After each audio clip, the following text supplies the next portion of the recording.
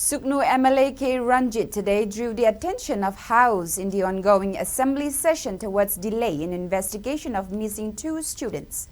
Raising the issue during calling attention motion, the opposition MLA questioned the leader of the House why government has failed to recover the remains of the students who were reportedly captured and killed by armed cookies in Josentek area last year. He asked the government about the progress made by CBI in its investigation. Responding to the query, Chief Minister Nongthombam Biren maintained that CBI has arrested 6 people in this case, and 2 of them have been acquitted after they were found not guilty. The mobile phones of the 2 students have been found, and CBI is investigating in this case seriously. Chief Minister said government will urge CBI to expedite the investigation process.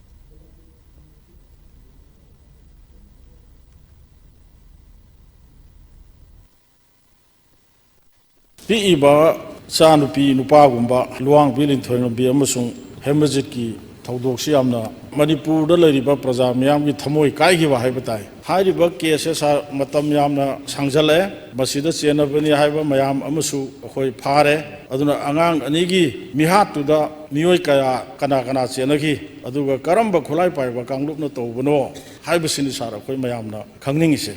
Chennai Yadana CBI in the power of music. Adulaki Karikari recovered Togre, Ang Singura Paikiba mobile Singdo recovered Torobra, Adumoina Tongi Hariba bike to recovered Torobra, Atay Karikari Marina, Moina Chapa Yogiba, Karikari recovered Togra, have say. Basi Kangning is a Moy Anisi Saru Machet Amatorosu, Sarkasina Pangalaga, Imun Manung the Kusin the Bugi Kudung Zabzilla, Roidra.